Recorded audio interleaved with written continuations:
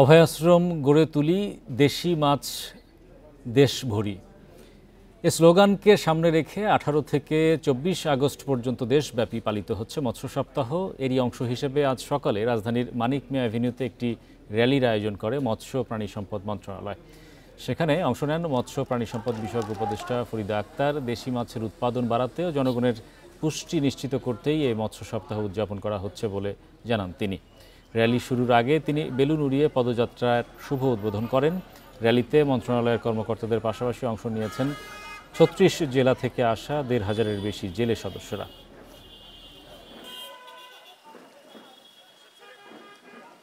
যে জলাশয়গুলো আছে সেখানে দেশীয় মাছ রক্ষা করার জন্য আমরা কাজ করে যাব এবং দেশের মানুষের জন্য যে আমিষের যোগান সেটাতে আমরা অবদান রাখবো।